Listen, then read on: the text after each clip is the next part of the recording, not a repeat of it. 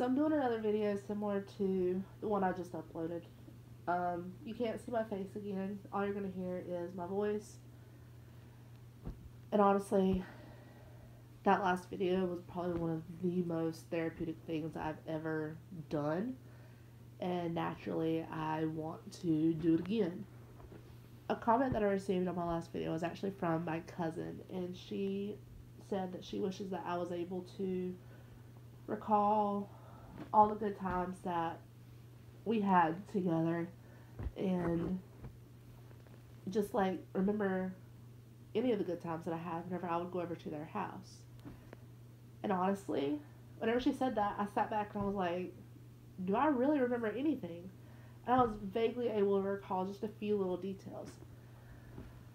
And as I've stated in my last video, I don't understand the brain. Like, I don't have any recollection of why that could be, unless it could be, you know, I don't know why I'd only remember the negative things from my childhood.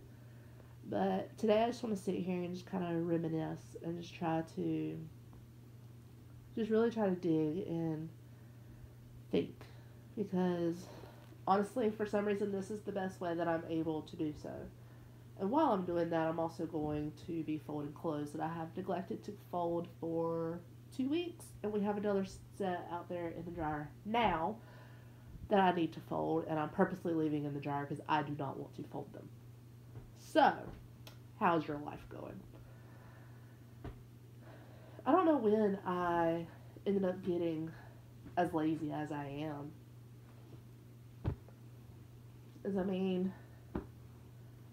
I don't know, I used to really enjoy, like, the act of doing things. Like, I always wanted to be doing something. And then it was almost like whenever we moved away from my childhood home, whenever I was in 11th grade, it was like I left everything that I ever did that was active.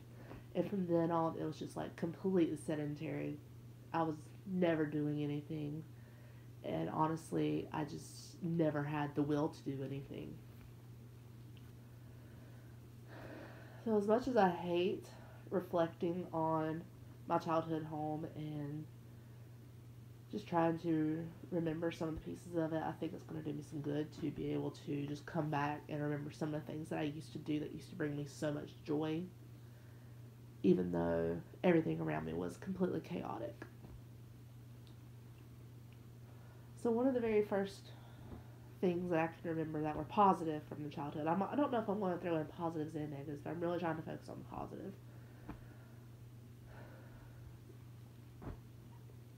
I've been noticing at work, whenever it comes time for me to take whatever group of kids I have outside, I always go for this one particular playground.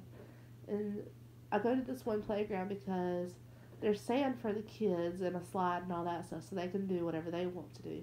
But I'm mainly going over there because there is a large basketball goal. And in my childhood home, there was a basketball goal.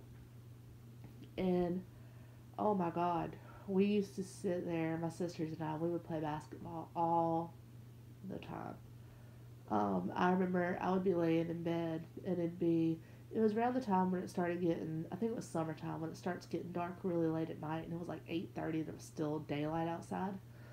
And like 8:30 at night and there was still daylight outside. But I think you know what I'm talking about. But I used to always hear them out there dribbling and playing because I think it might have been my oldest sister who played basketball. And she was the one who was always like really into sports and stuff like that. But she'd always be out there dribbling around and shooting. And there was this game that we used to play, and I don't remember what we called this game. I don't know if it was called Life or what. I don't even know if like we made it up or if it was like an actual game we just kind of stole. But we used to have different little points that we would stand at, and each point there'd be like you take a shot like right here beside the goal, and that would be you have to shoot until you make it, and if you made it, that means you were born. Then we had a rock that represented elementary school, middle school, a place that represented high school, and then college, and you had to name off all these colleges and shoot until you were able to make it. And then you start, whenever you got to that point, you'd start going back to like the high school spot, middle school, elementary, and whatever. But it was like different things. I want to say, like the high school spot turned into getting married, middle school spot turned into getting pregnant, elementary school spot turned into having the baby, and then the place where you were, and then the place you had to shoot to be born is where you named your kid and you shot the name until you got it. And that was seriously one of my favorite games, and I think that's one of the games that honestly sparked my love for basketball. And like, I feel like it is because of that game that and obviously the fact that I'm like 6 foot tall and I have a massive height advantage. But I think that was one of the things that made me really want to learn how to make all these different shots, and it really gave me something to work towards. And then whenever I played basketball in middle school, I think it was, I think I played until I messed up my knee. God, it was so much fun. I never got to play that much because they had it separated out, and I don't really understand why it was this way, but it was seventh and eighth graders on this team, and it was like the seventh graders didn't get to play that much unless they were like really good. But it was mainly the eighth graders that played because I guess they were, in theory, like seniors and this was their last year to play. But also, I noticed it was like the same group of people. Like, there were certain ones from that grade level who were on like literally every single sports team, and they were just like, it was almost like a clique, but it wasn't a clique, if you know what I'm saying. But it was always made up of the same girls doing the same thing, and they were always like the superstars. And I remember always wanting to get out there and do something, but we were always put out in what was called fifth quarter, which is where, points aren't being calculated. It doesn't really matter. It's the very end of the game. Everybody's already getting up and leaving with their little superstar kids, and like nobody cares. Sorry if you hear me like breathing weird and all sniffly and like stuffy sounding. I've been fighting a cold off and on from daycare, so just don't mind me if I sound absolutely disgusting. I used to edit it out, but I'm not really in an editing phase right now, and I think that's what's helping me to want to film more, is just knowing I'm putting up these raw, very organic style videos that don't have to have all this extra work doctored into them. So that's that. God, what else?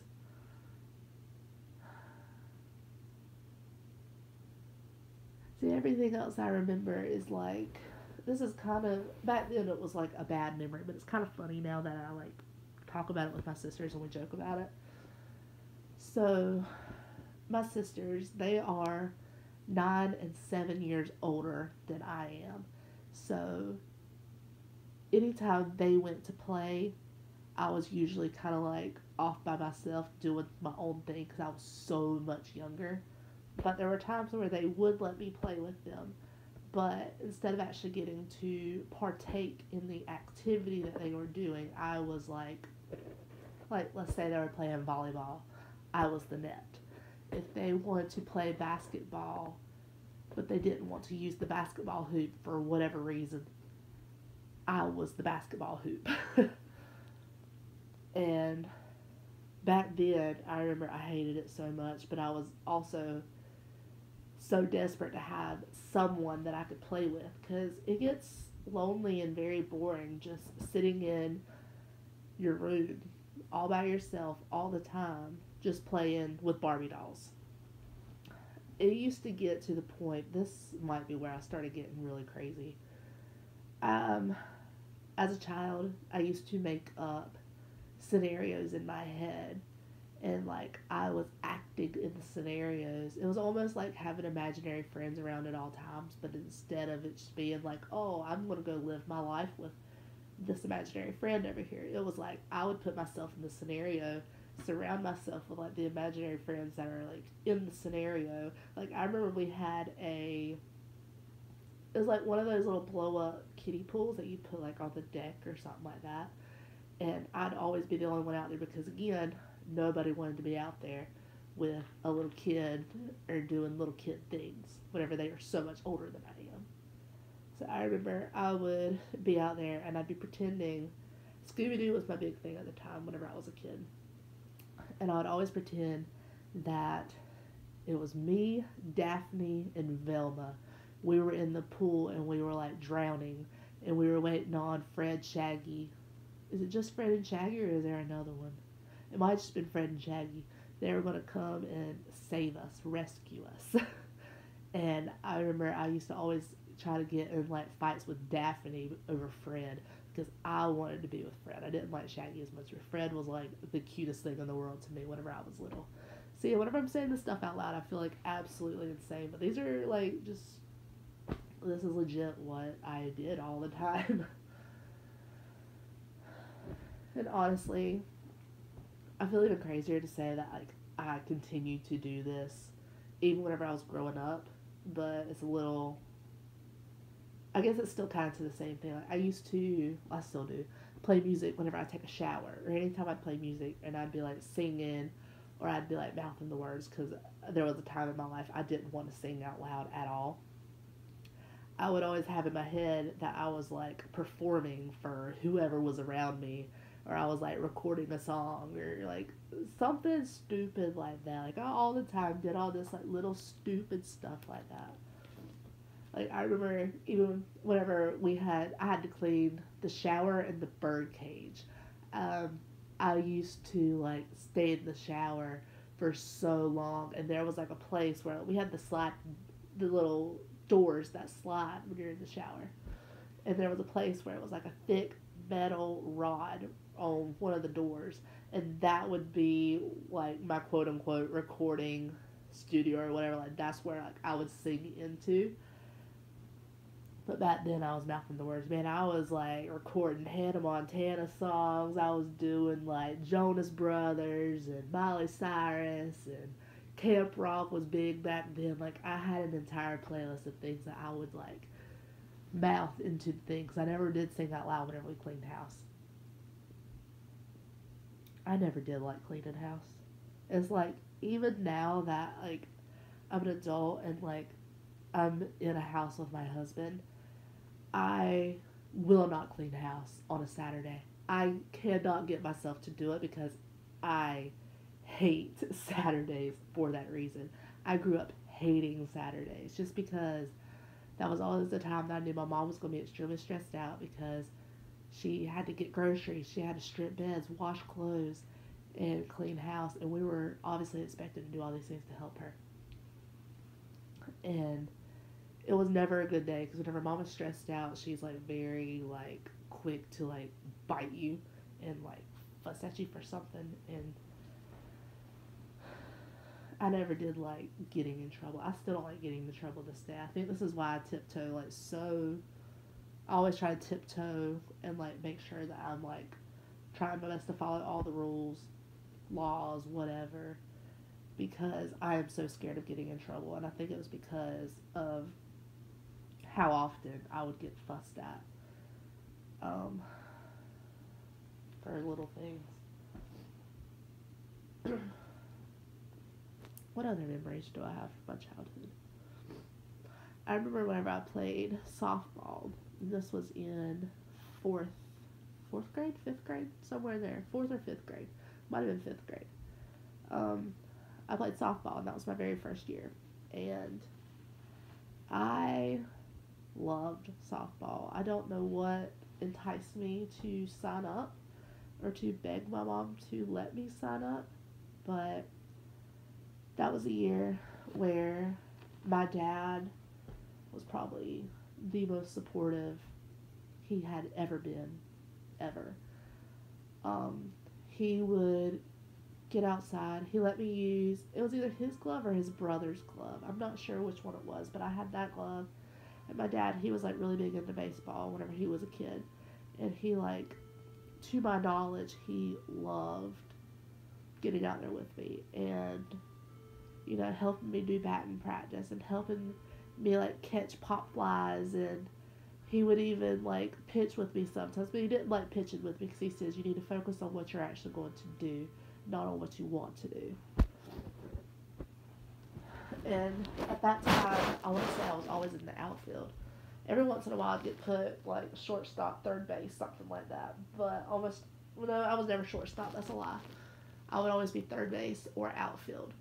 Or there was a point in time I was a catcher. But at that time, I wasn't catching. Anyway,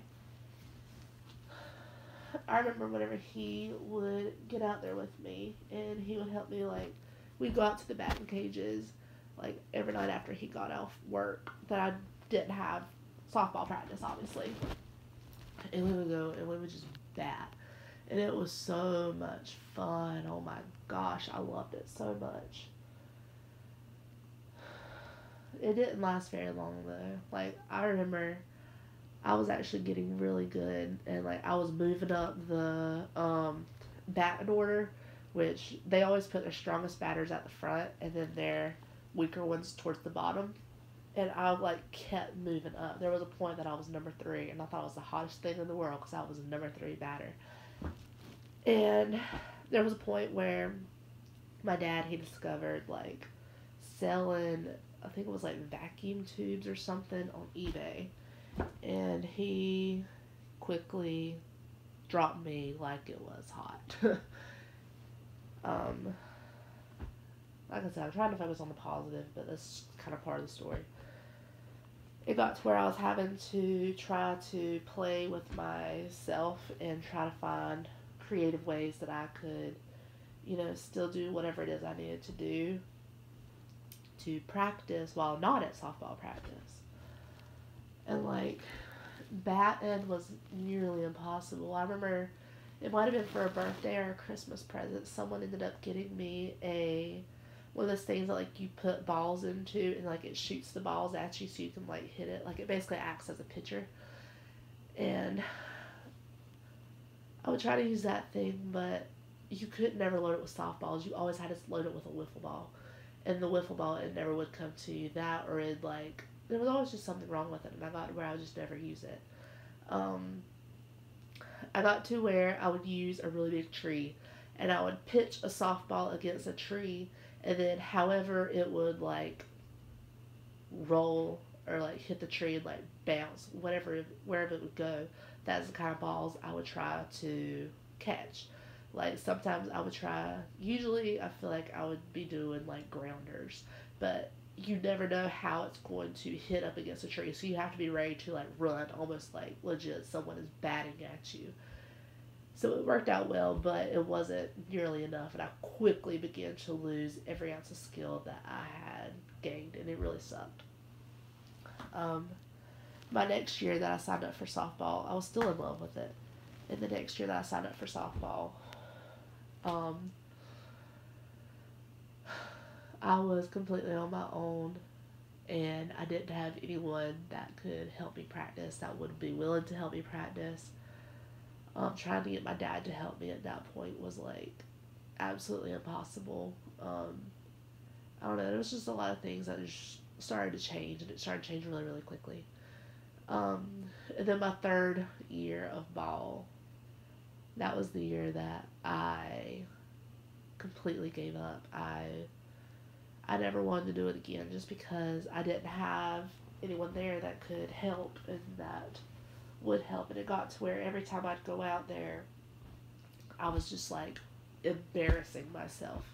And like I would leave crying because I was so embarrassed because I didn't know what had happened. I used to be good, and whenever I was good, I was like in love with the game, and then it quickly just got to where I was just trash, and I felt stupid for being there. I didn't know why I continued to sign up, and I don't know.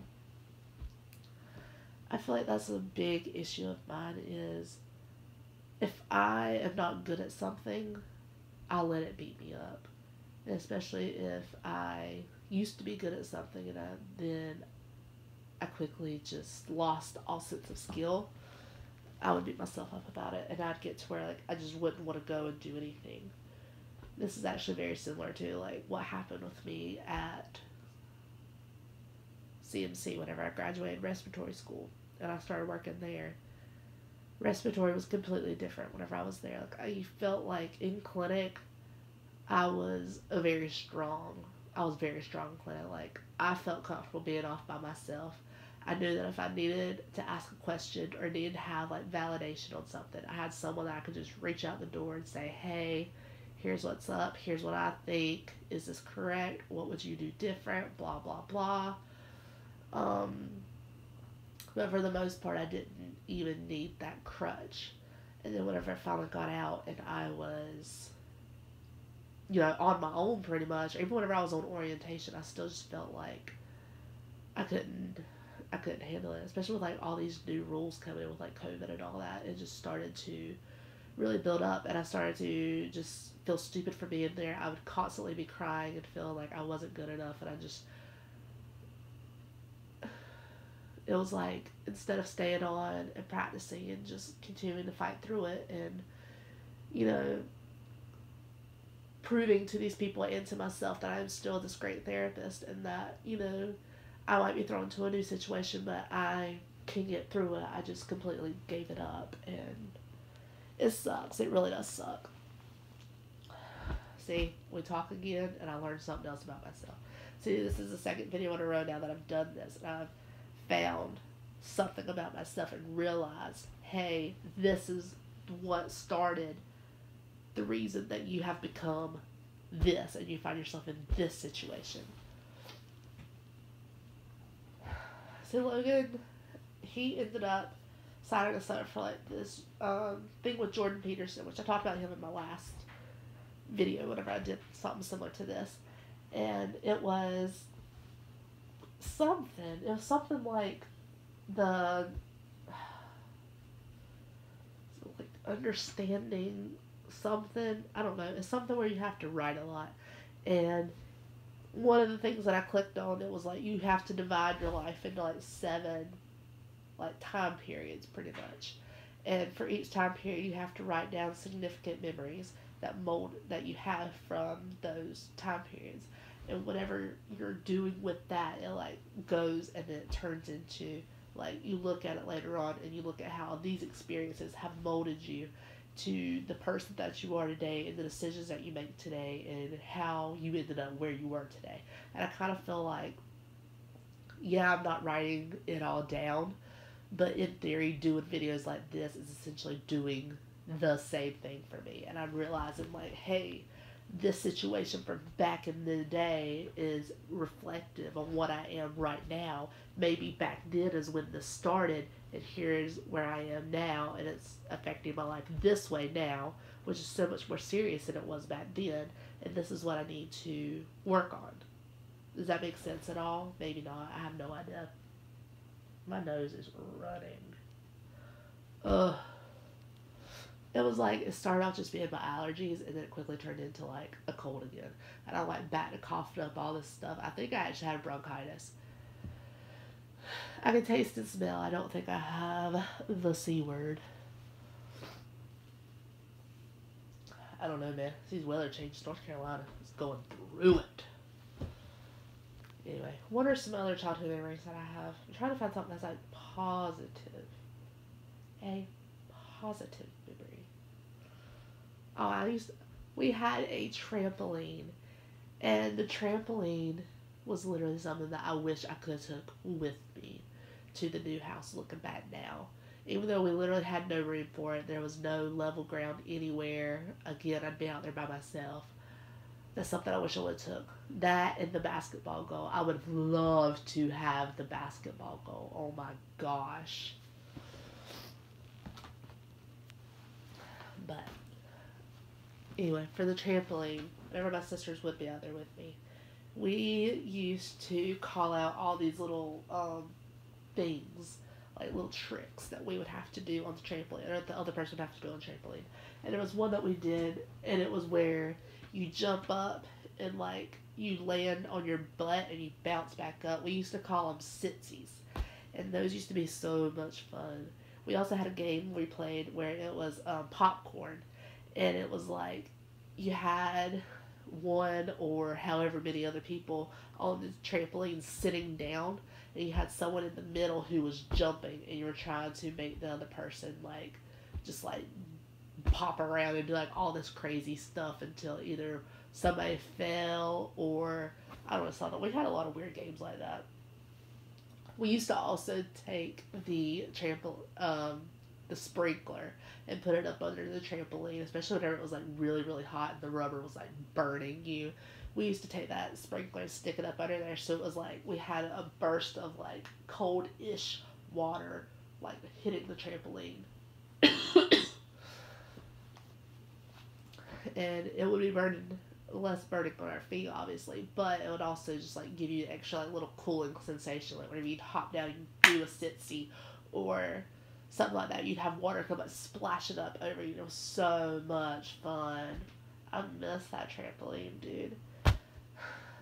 I never did like the feeling though whenever like you were on the trampoline for a little while and like you were doing like all these tricks, you started feeling like you were just so like lightweight, and then whenever you get on the ground, it was just like, oh, you felt gravity like 10 times as hard, and you're like, dude, am I actually this heavy? Like, I just felt so weightless on the trampoline, like flying through the air, and now it's like all types of gravity is like pressing down on you.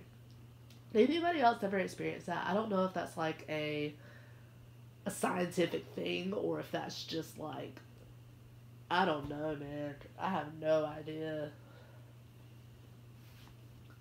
I'm trying to think of some other things that we used to do that was fun. I know there was one. I used to go to my grandparents' house all the time. I know after, I don't remember this myself, but I do remember them telling me that whenever I was in preschool, they would go and they'd pick me up, and I'd stay over there until my mom or my sisters or somebody was home. We lived across the street from my grandparents, so it was always like, I don't know. I'd always be able to like keep a quick eye over there and just kind of figure out what's going on. But I used to stay at my grandparents' house a lot, and I had like a bike. I had this like little pink Barbie Jeep. I know the battery died on it. I remember that thing. I don't remember ever like riding around on it, but I remember that I had it, and I remember them saying it was at Papa's house in the shop. But we had he had me a did he have me a bike over there, or did I bring the bike from my house across the street to over there? I'm not sure which one it was. I want to say I picture it being pictured or being parked there on the carport beside his window where Papa would always look out the window and watch. But I had a bike over there, and it was pink, and it had like these little pom pom tassels hanging out the side of the little handlebars, and it was really pretty. And it had white wheels, and it had like little beads inside the wheels. It was really pretty. I love that thing. And I used to ride it all over the place. Papa was always very like crazy about his grass, and he never wanted me to ride on that grass. Sometimes he wouldn't care, but if he had just put grass seed out, you must be believing I am not allowed on that grass. So there was a point where I had to ride on gravel, go up all these crazy hills, down these hills really fast, and it was actually really scary. He said I could ride on the grass in the backyard. That was it. And I didn't like being in the backyard because A, no one could see me. B, if I found a snake, I didn't know what I was going to do. I still don't know what I'm going to do to this day.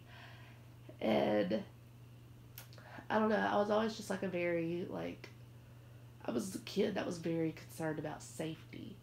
And I think because I was living in a house where I never felt safe, I was just always like very hyper aware of my surroundings and what was going on around me, and I was always like trying to have a plan in my brain for, okay, if this particular thing were to happen, like what am I gonna do?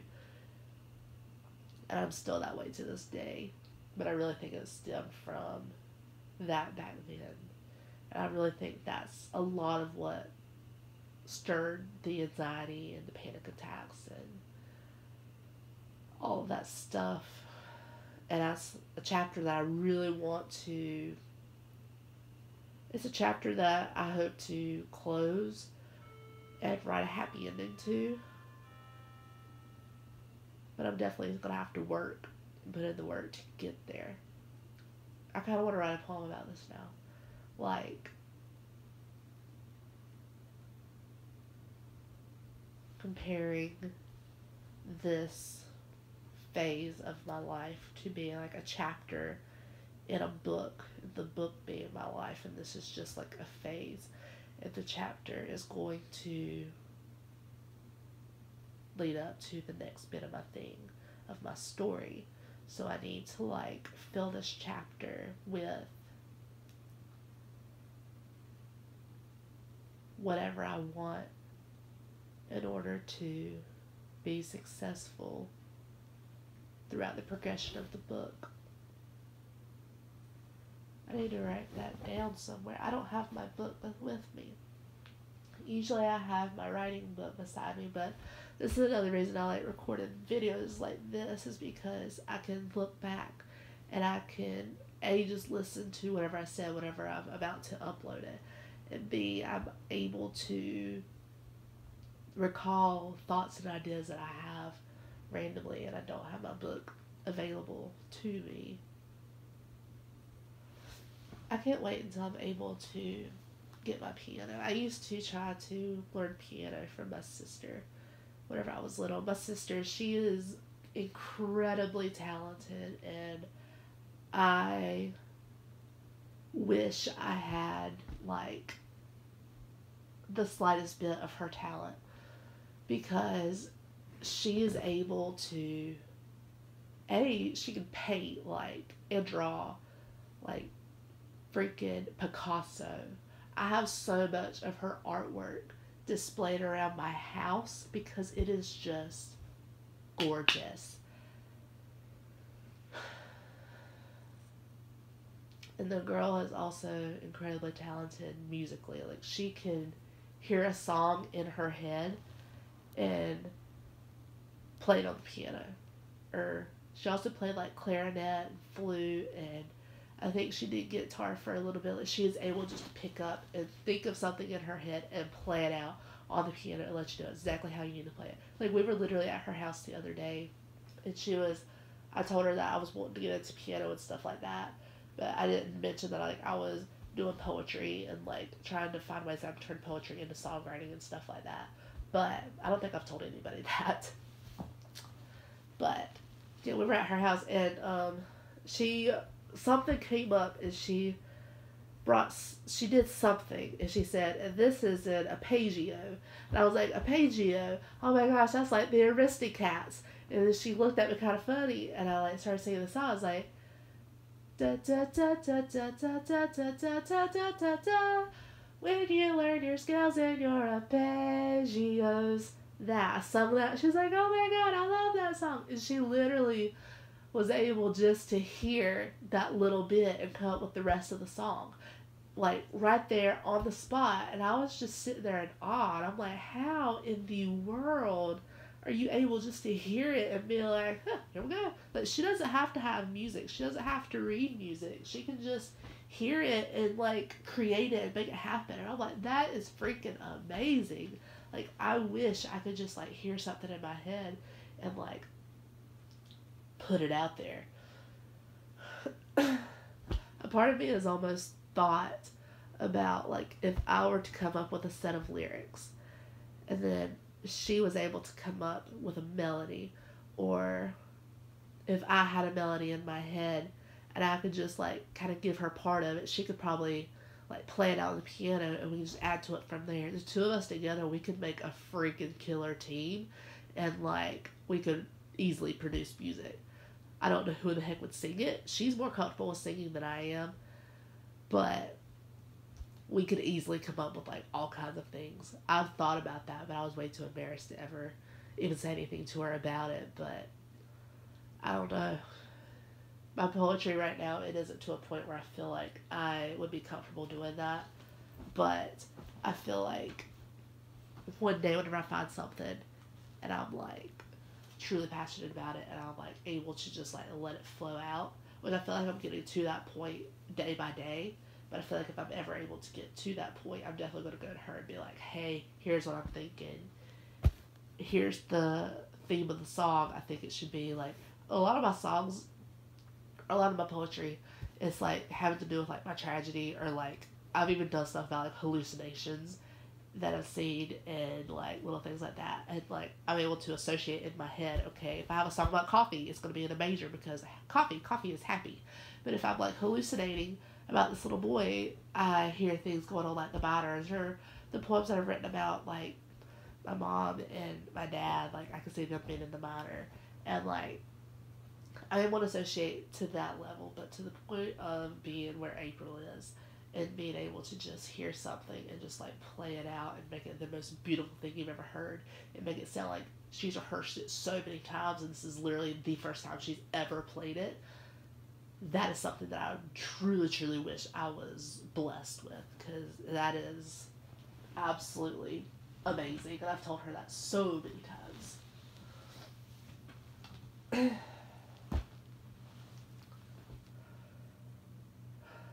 I used to try to pick up a lot of the things that she would do. Like, she was in band. I was in band because she was in band. um, I don't know if we were ever in band at the same time. For some reason, I feel like when I was in sixth grade, she might have been. I don't know. I have no idea, actually. I don't know what year it was when I was in sixth grade. 2007. She was out of school. Anyway. But yeah, I was in band because she was in band. She had a flute, and she had a clarinet, but I always found her flute. And I played flute because she had a flute, and that's what I learned. And she was like in there helping me learn how to do like the flute and stuff like that.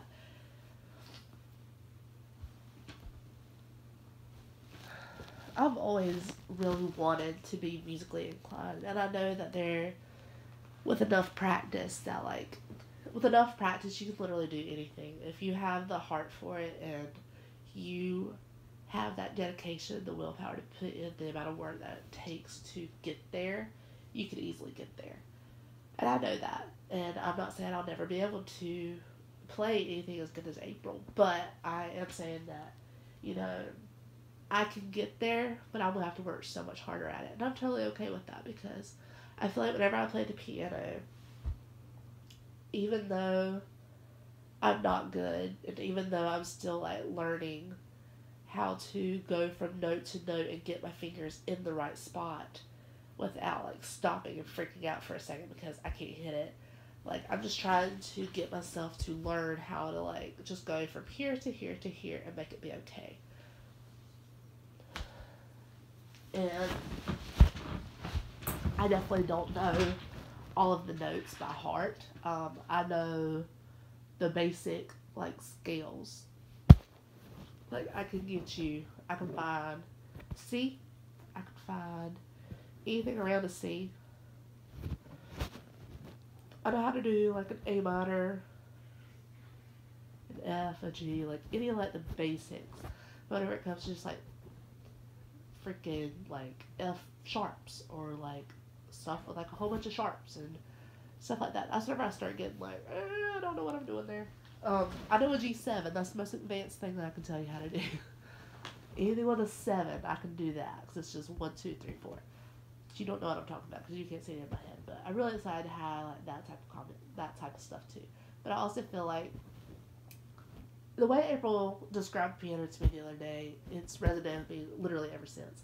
And she has this, I don't know if it's like an app or if it's like something she just pulls up on the internet. She has this thing though where it pulls up like all like the guitar. I don't know, are there chords on the guitar? Or, I don't know. I think it's a chord. I think it's a chord. I don't know. But she pulls up the guitar stuff and she plays her piano from that. And that's how she learns how to play all these songs. And she will sit there and she'll like play it with me. And if something don't sound right, like whenever she hears the song in her head, and if it don't resonate with like what she heard in her head versus like what's on the paper in front of her, she's like, huh. And then she like goes for it. She's like, okay, yeah, I can hear it that way. And I'm like, wait, but which one is it supposed to be? She's like, well, you gotta remember this is a form of art, and this is how they interpret it. This is how they heard it. And I think that is something that I definitely want to take into this because in my head I've always kind of been like, well, I can't paint nearly as good as April, and I can't paint nearly like anyone else. Mine never looks like anyone else. It's wrong. It don't look good. When in reality, art is art, and anyone with an artistic mind, a creative mind, isn't going to look at something and pick it apart and be like, this is wrong.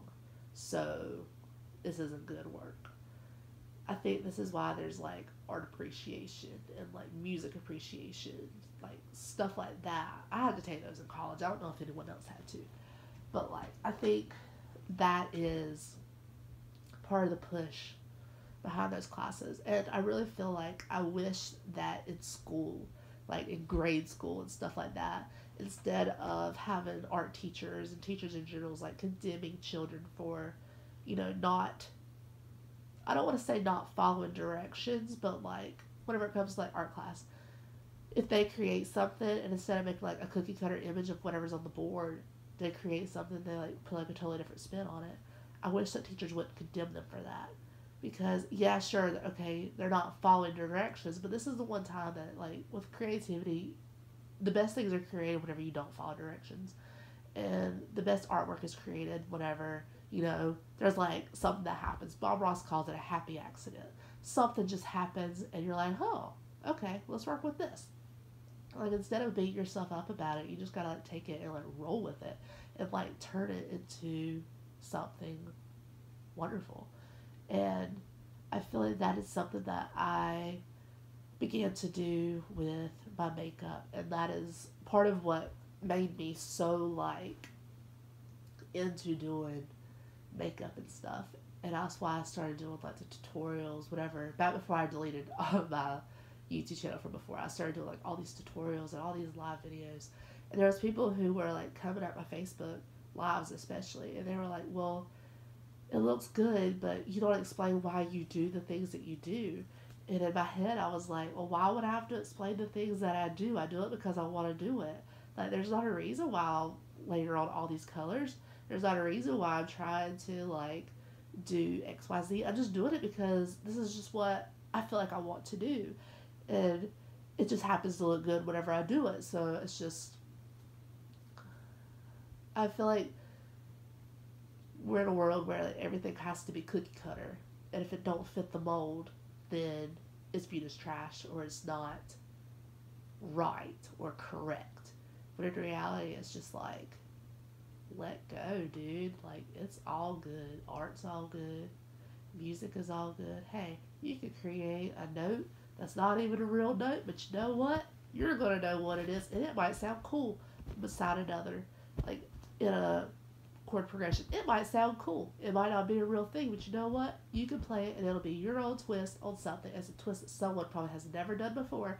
Who knows? Everything's probably been done before, but it's something unique to your work, to your art, to your self-expression. It's something that's just unique to you, and I feel like that is something that I love. I want to view my life as the same way that I do art, because I feel like I'm so like laissez-faire, just like, oh, whatever happens, we work with it whenever it comes to art and stuff. But whenever it comes to like my life, I'm like, oh God, I'm not fitting this mold, I can't do it.